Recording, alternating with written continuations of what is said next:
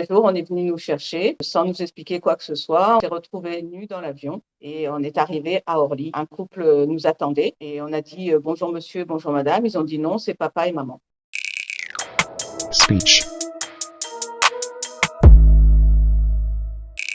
Les enfants de la Creuse, ce sont des enfants qui ont été volés à leurs parents dans les années 62 à 1984.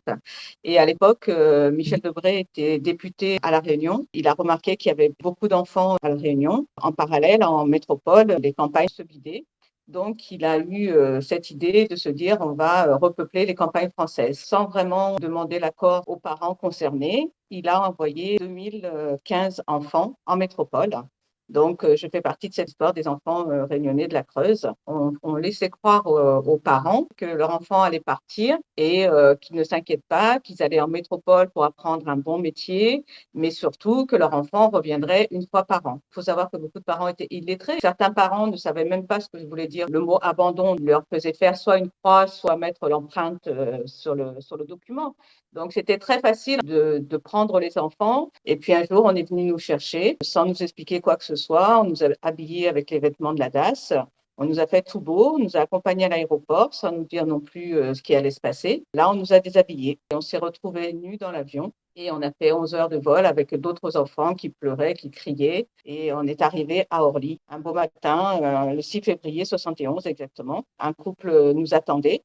Et on a dit bonjour monsieur, bonjour madame. Ils ont dit non, c'est papa et maman. Du jour au lendemain, on se retrouve en métropole sans comprendre ce qu'on fait là. Et on va vivre chez ces gens-là. J'avais presque 4 ans et mon frère venait d'avoir 5 ans. Nous, on nous a toujours dit qu'on avait été adoptés. Les deux informations qu'on nous a données, c'est qu'on avait été abandonnés à la naissance et qu'on était vrais frères et sœurs. Les choses se sont dégradées assez rapidement. Le premier souvenir que j'ai et qui encore aujourd'hui me hante, je souffrais d'énurésie et pour me donner une punition et penser que ça allait me calmer. Elle m'a mis la culotte souillée sur la tête. Elle m'a fait faire le tour du quartier en me disant au moins, tu recommenceras plus. Il devait avoir qu'un seul enfant d'adopter. Comme je dis, c'était les soldes. Hein, on en propose un pour le prix de deux.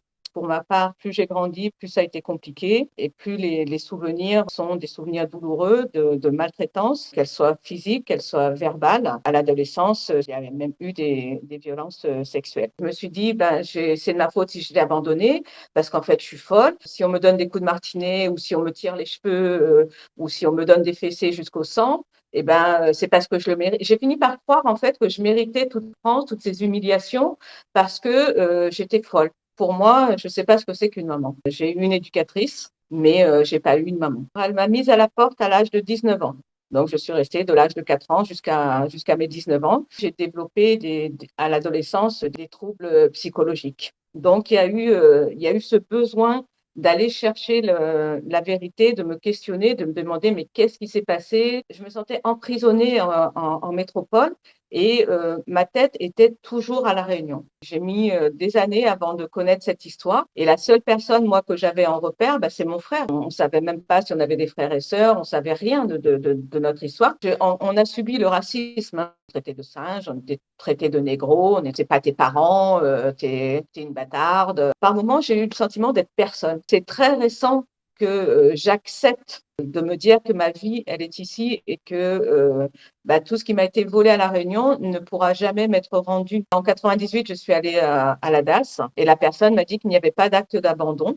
Et quand je vais retourner au conseil départemental quelques années plus tard, je vais avoir confirmation par la personne qui me reçoit que dans mon dossier, il n'y a aucun acte d'abandon, c'est-à-dire que ma maman n'a jamais signé quoi que ce soit, ni mis son empreinte quelque part. Il n'y a aucun document légal qui justifie que j'étais adoptable.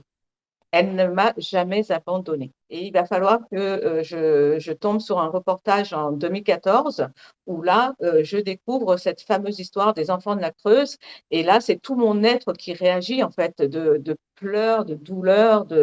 Et il va s'en suivre une dépression sévère de 2 ans, comme si j'avais ouvert la dernière clé qui me permettait de comprendre qu'en fait, tout ce que je ressentait à l'intérieur n'était pas faux. Le gouvernement s'est rendu compte qu'il y a eu une faute. En 2014, l'Assemblée nationale, il y a eu un vote où la faute a été reconnue. Nous attendons vraiment du gouvernement des excuses publiques. On attend qu'il y ait une cellule psychologique adaptée à nos problématiques.